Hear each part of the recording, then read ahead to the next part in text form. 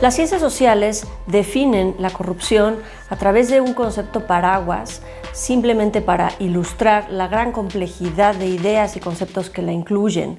Pero la idea más antigua, el concepto más antiguo de corrupción, quiere decir la decadencia, en términos filosóficos platónicos, en donde el poder corrompe al hombre y es el hombre el que usa el poder en un beneficio personal y egoísta versus un beneficio social y común.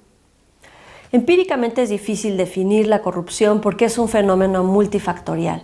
Pensemos solamente en la corrupción como una red de actos individuales o colectivos, comportamientos legales o ilegales que actúan simultáneamente y a lo largo del tiempo de una forma organizada y sistemática para llevar a cabo un acto de corrupción o diversos actos de corrupción. Entre la vasta literatura académica y política destacan tres enfoques para estudiar y explicar la corrupción. El primero es de forma normativa, el segundo son sus características y su magnitud, y el tercero como un fenómeno social. En derecho, por ejemplo, la corrupción se comprende de conductas ilegales categorizadas como, por ejemplo, tráfico de influencias, cohecho, peculado, desvío de recursos, enriquecimiento ilícito, soborno, por mencionar algunas. Estas son todas formas que tienen los servidores públicos de extraer recursos públicos y gastarlos en su propio beneficio o bien usar el poder para fortalecer a sus amigos o familiares.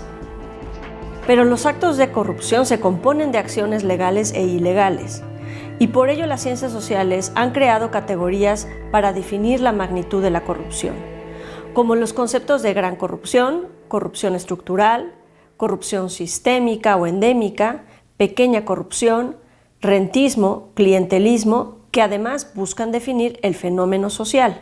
Algunos ejemplos de estas categorías son el robo de recursos públicos de manera organizada dentro de las instituciones de gobierno o la distribución de programas sociales a cambio de votos o apoyo electoral. La definición de corrupción más operativa y utilizada es la del Banco Mundial y de Transparencia Internacional, que habla sobre la corrupción como la utilización del poder para un beneficio personal.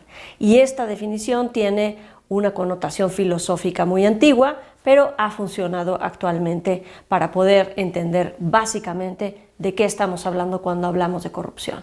Sin embargo, los esfuerzos por definir y comprender la corrupción deben de ir mucho más allá de una idea filosófica o de un concepto teórico.